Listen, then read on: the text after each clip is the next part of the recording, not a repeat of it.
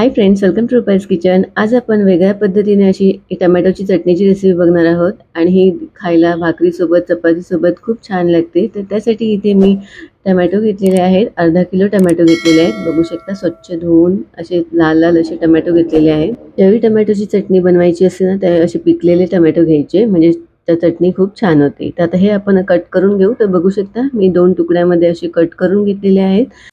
आता आपण चटणी बनवायला सुरू करू. तर इथे मी एक पॅन घेतले. पॅन गरम झाल्यावर त्यामध्ये मी 2 ते 3 टेबलस्पून जेवढं तेल घातलं आणि इथे मी 10-12 लसणीच्या पाकळ्या घेतल्या आहेत. लसूण मी ही थोडी छोटी होती म्हणून मी जास्त घेतली आहेत. मोठी असेल तर तुम्ही कमी घेतलं तरी चालेल. तर ही लसूण जी आहे ती लो फ्लेमवर आपल्याला लाल होईपर्यंत परतून घ्यायची आहे. तर बघू शकता लसूण थोडी लाल झाली आहे.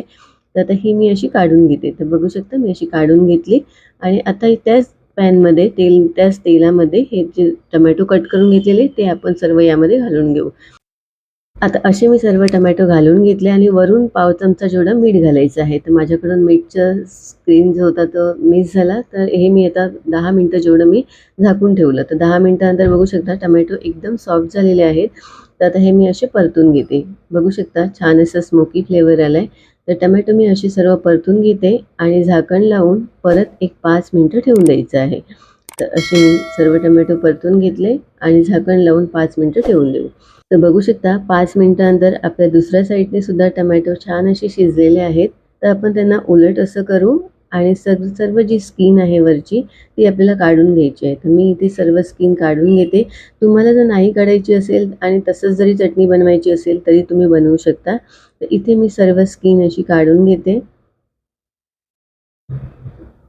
गॅसचा फ्लेम लो ठेवला आणि सर्व स्किन काढून घेतली. लसूण जी आपण शिजवून घेतलेली होती ती यामध्ये घालून घेतली आणि स्मॅशर असतो ना बटाटा स्मॅशर त्याने मी सर्व असं स्मॅश करून घेतलं. बघू शकता टोमॅटो आणि लसूण छान अशी स्मॅश झालेली आहे. तर यामध्ये काही बेसिक मसाले घालू. इथे मी अर्धा टेबलस्पून चाट मसाला, अर्धा टेबलस्पून जिरा पावडर, अर्धा टेबलस्पून मिरची पावडर, अर्धा टेबलस्पून धना पावडर आणि एक बारीक चॉप केलेली हिरवी मिरची घेतली आहे. तर तिखट तुम्ही तुमच्या हिशोबाने कमी जास्त करू शकता. तसं लो फ्लेमवर आपण असं परतून घेऊ 2 मिनिटं. इथे मी बारीक चॉप केलेला एक छोटा कांदा घातलाय आणि वरून मी कोथिंबीर घालते. तर इथे कांदा जो आहे तुम्ही तर लगेच चटणी खाणार असाल तर तुम्ही कांदा घालू शकता, नाही तर अशीच चटणी तुम्ही 10-15 दिवस स्टोअर करून ठेवू शकता. तर बघू शकता अशी चटणी आपली बनवून छान तयार झाली. मला आता ही चटणी लगेच खायची होती म्हणून मी इथे कांदा घातला आणि इथे मी अर्धा टेबलस्पून जेवढं मीठ घालते. आता व्यवस्थित असं मिक्स करू आणि बघू शकता एक 15 ते 20 मिनिटामध्ये आपली चटणी छान अशी बनवून तयार झाली. तर आता ही चटणी आपण सर्व्ह करू. तुम्ही ही चटणी एकदा नक्की करून पहा. भाकरीसोबत, चपातीसोबत, भातासोबत खूप छान लागते. रेसिपी कशी वाटली मला कमेंट करून सांगा. व्हिडिओ आवडला असेल तर प्लीज लाईक करा, शेअर करा. Thank you for watching.